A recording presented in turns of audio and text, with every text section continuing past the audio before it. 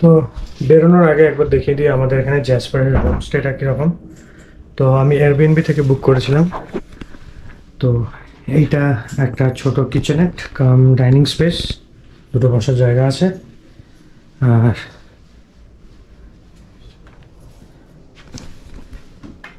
এটা washroom, shower, toilet, basin. আর এটা আমাদের বেডরুমটা, ছোট্ট সুইট বাট ভালো পরিষ্কার পরিচ্ছন্ন। ফায়ার প্লেসও আছে ইলেকট্রিক, এখানে বসার জায়গা, বেড। It was good.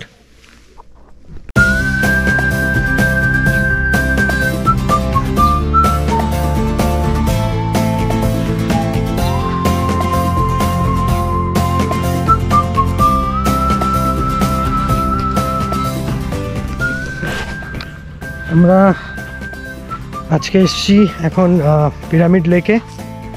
আজকে আমাদের লাস্ট দিন যে ব্যান্ড ফর জ্যাসপারে। এখানে জ্যাসপার থেকে জাস্ট বেরোনোর আগে দু একটা জায়গা ঘুরে নিচ্ছি। ঘুরে নিয়ে আমরা চলো মেনলি আসা জন্তু জানোয়ার দেখার জন্যই। তো উই হ্যাভ বিন লাকি, আমাদের একটা এল্ক দেখা বাকি ছিল, বা কারণ আমরা মুস দেখেছি, গ্রিজলি বেয়ার দেখেছি, ব্ল্যাক বিয়ার দেখেছি, মাউন্টেন গোট দেখেছি, হরিণ দেখেছি। তো সবই হয়ে গেছে, শুধু এল্কটা বাকি ছিল।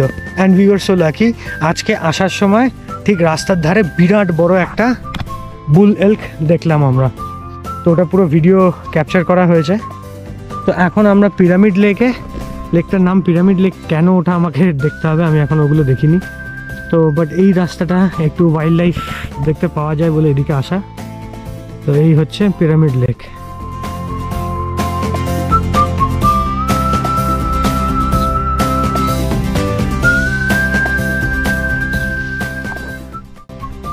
এখন এসে গেছি পিরামিড লেকের মেইন বিচে। তো বিচ তো কিছু না, এগুলো ছোট ছোট বিচ, একদম জাস্ট ব্যাঙ্কসগুলো। তবে খুব সুন্দর, একদম প্রিস্টিন জায়গা, এখানে মানে গার্বেজ গাছ কিচ্ছু নেই, একদম ক্রিস্টাল ক্লিয়ার, পুরো natural, nature at its best I would say. এখানে কিছু কিছু টেবিল আর চেয়ার রাখা রয়েছে, সেখানে যারা দিনের বেলার মতন পিকনিক করতে চায় তারা এসে এখানে পিকনিক করতে পারে।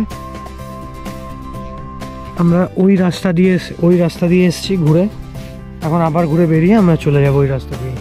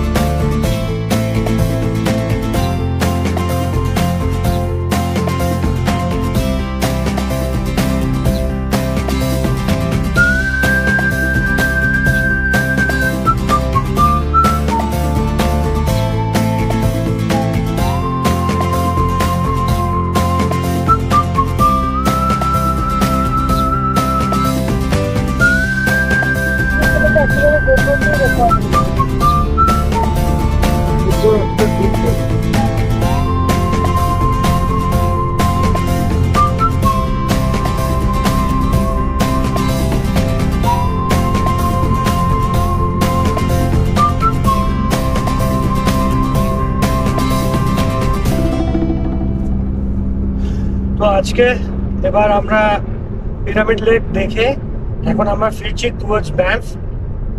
আমাদেরকে 4টের মধ্যে ঢুকতে হবে, এখন বাজে 11টা, একটু লেটই হয়ে গেছে, বাট দেখা যাক, কারণ আমাদের মাঝে অ্যাথানাস্কা আর সানওয়াক্টা ফলস দেখারও আছে। তো 4টের মধ্যে ব্যাফে আমাদের পৌঁছতে হবে। দেখা যাক কতক্ষণে হয়ে যায় এটা।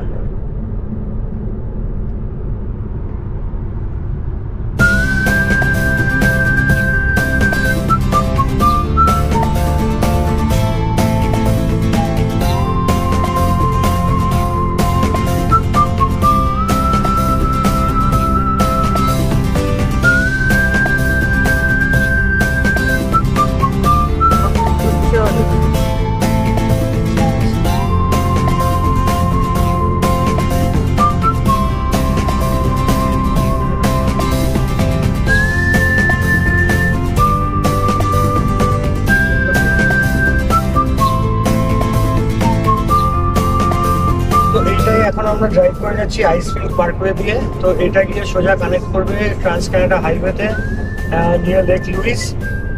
আর এই রাস্তা দিয়ে যাওয়ার পথে আমাদের প্রথমে পড়বে অ্যাথাবাস্কা ফলস, যেটা অ্যাথাবাস্কা নদীর একটা ওয়াটারফল আছে। আর তারপর সানওয়াপটা ফলস, যেটা সানওয়াপটা রিভারের ওয়াটারফল আছে। তো দুটোই বেশ ভালো। আর রাস্তায় যাওয়ার পথে একটা স্লাইড ডিটুর নিয়ে পরে মাউন্ট ইডিথ কেভেল, যেখানে কেভেল পয়েন্টটা আছে। তো সেইটা সামহাও আমরা দেখতে পারবো না আজকে, because we are short on time. But হ্যাঁ, বাকিগুলো আমরা ডেফিনেটলি দেখেই যাবো।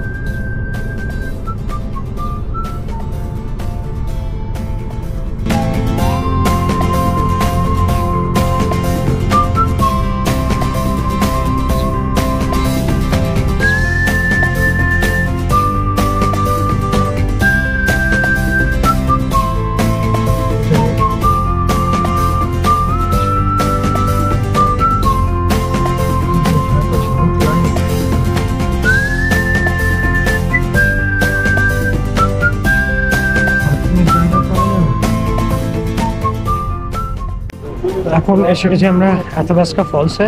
অনেক মুশকিল করে গাড়ির পার্কিং স্পট পেয়েছি। এই লং উইকেন্ডের টাইম বলে পার্কিং স্পটের খুব অভাব। তো এসে গেছি, এখন ফলসটা দেখতে যাব আমরা।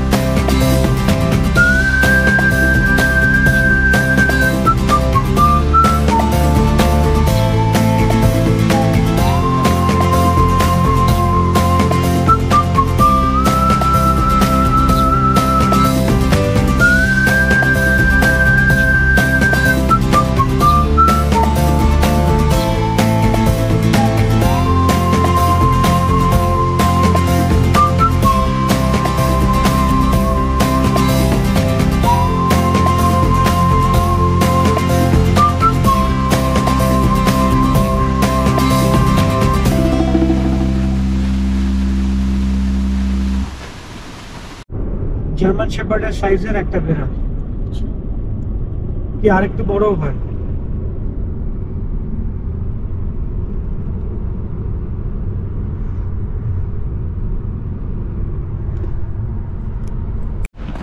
তো অ্যাথাবাস্কা ফলস থেকে 24 কিলোমিটার দূর, আর জ্যাসপার টাউন থেকে রাফলি 60 কিলোমিটার দূরে আমরা চলে এসেছি সানওয়াফটা ফলস দেখতে। এটা সানওয়াফটা নদী, যেটা অ্যাথাবাস্কা গ্লেশিয়ার থেকে স্টার্ট হচ্ছে, সেই নদীর ওয়াটারফল।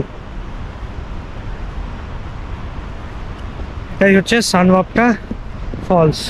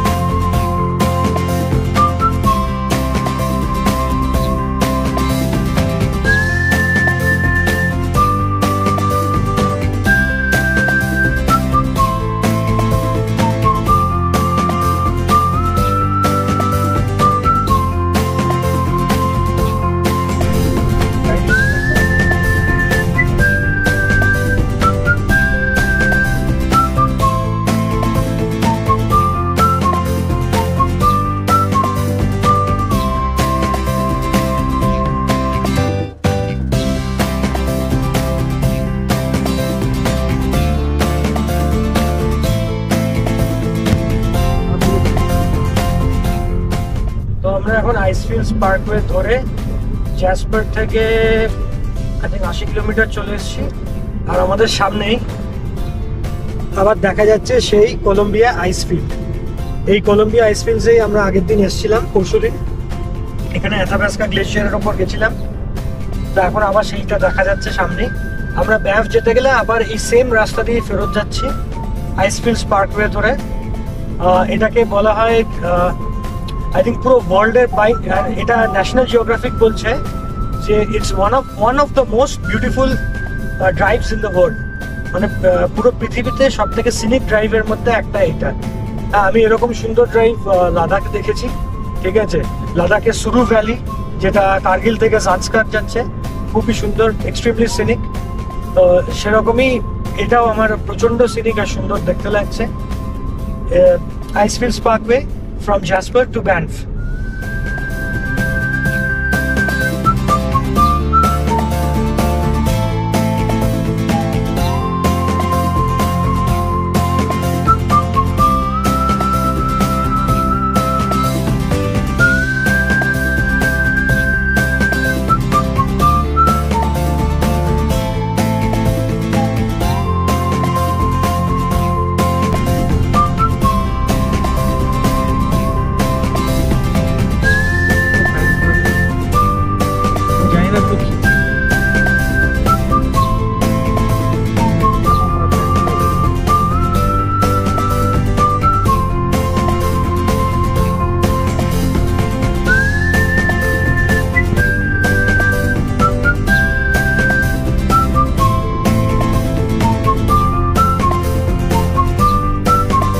এটা আরেকটা গ্লেশিয়ার আছে না,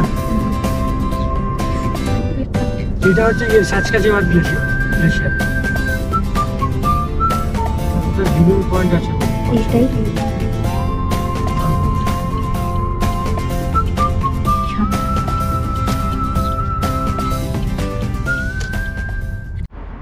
আইসফিল্ডস পার্কওয়ে ধরে আরও সোজা আধ ঘন্টা ড্রাইভ, 40 মিনিট ড্রাইভ করে আসার পর আমরা এখন কলম্বিয়া আইসফিল্ডসের কাছাকাছি চলে এসেছি, যেখানে আগের দিন আমরা অ্যাথাবাস্কা গ্লেশিয়ারে চড়েছিলাম।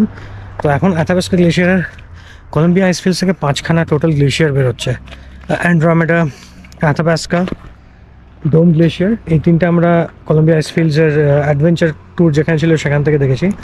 এখন আমাদের সামনে রয়েছে সাসক্যাচুয়ান গ্লেশিয়ার, এটা আরও বড়, এটা সব থেকে বড়। And just look at the beauty of it.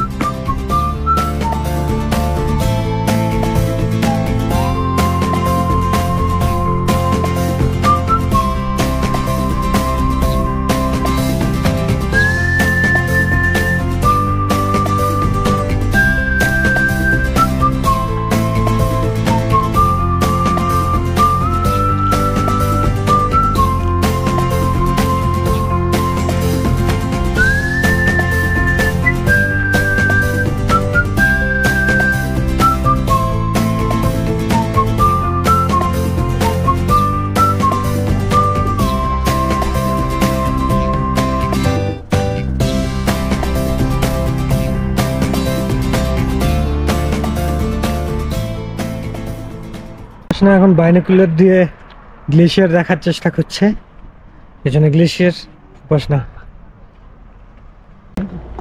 সেরকম ভালো না।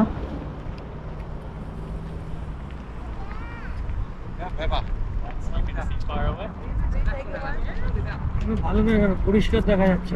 তাহলে কি আমার চশমার জন্য হচ্ছে? কাজটাতে লাগাতে হবে, এটাকে টার্ন করতে হবে। ও আবার দেখি তাহলে।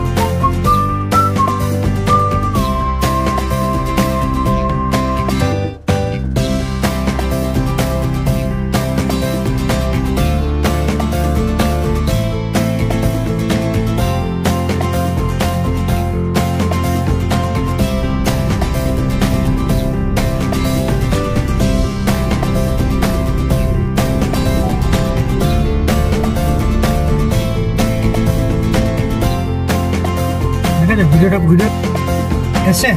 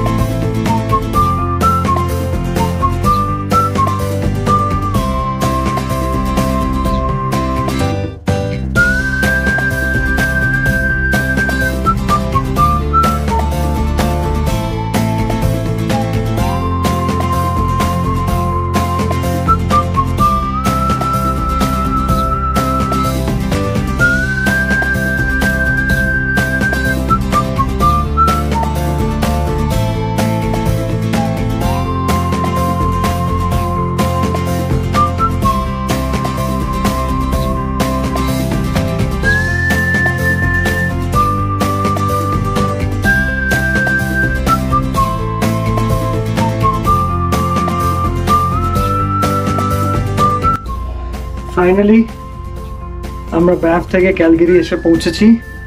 এখন হচ্ছে সন্ধ্যে 7:10। আমরা জ্যাসপার থেকে ব্যাফ পৌঁছাই 4:05। আমাদের গাড়ি রিটার্ন করা ছিল 4টের সময়, 4:05-10 হয়ে গেছিলো। তো রেন্টাল বাজেট বন্ধ হয়ে গেছিলো।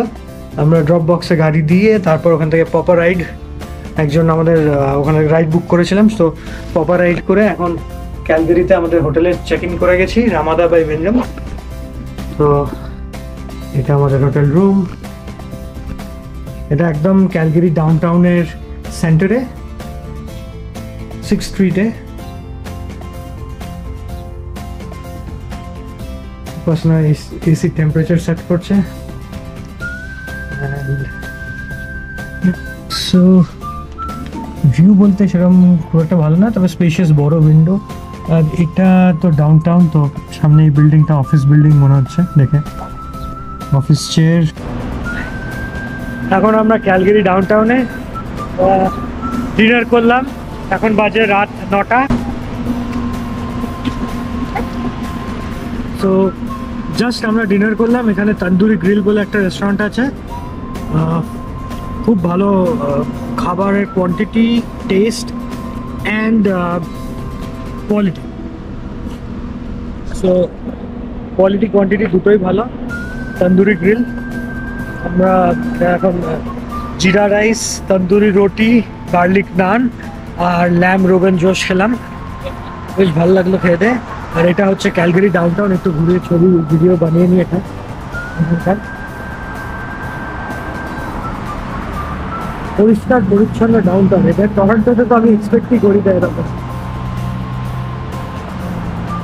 ইভেন নিউ ইয়র্কেও প্রচুর নোংরা আছে, but this place is so clean.